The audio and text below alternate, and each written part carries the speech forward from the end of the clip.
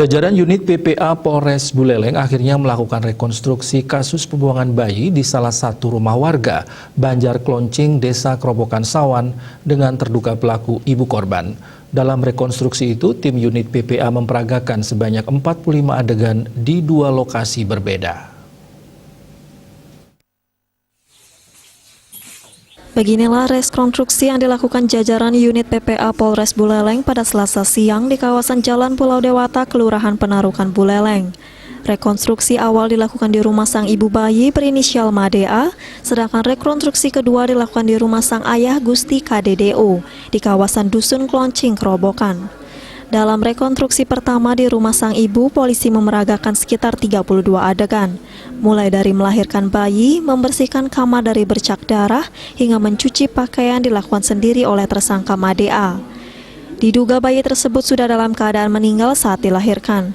Sementara adegan 33 hingga 45 dilakukan di rumah sang suami, terlihat pelaku datang ke rumah sang ayah bayi sendirian, mengingat saat bersamaan Gusti KDDO sedang bekerja, sehingga bayi yang sudah dalam kondisi meninggal ditaruh di depan pintu rumah sang ayah bayi.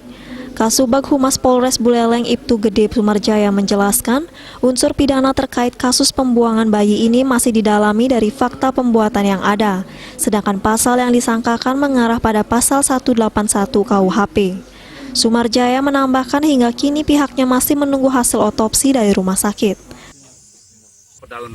Unsur pidananya masih diperdalam lagi, tapi dari fakta perbuatan yang ada, ibu ini melahirkan, kemudian bayinya dibuang, bayinya ditaruh di sini. Sementara sih mengarah ke pasal 181 KUHP ya, tapi tidak menutup kemungkinan ini kan berkembang. Menunggu hasil otopsi, rekan-rekan. Ya, belum, hasil otopsi sampai saat ini belum keluar. Saat dia melahirkan itu nggak ada yang tahu? Hasil rekonstruksi tadi dijelaskan tidak ada yang tahu, dari yang melihat.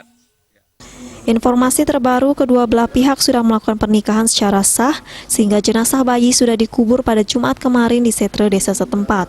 Komang Yuda, Bali TV.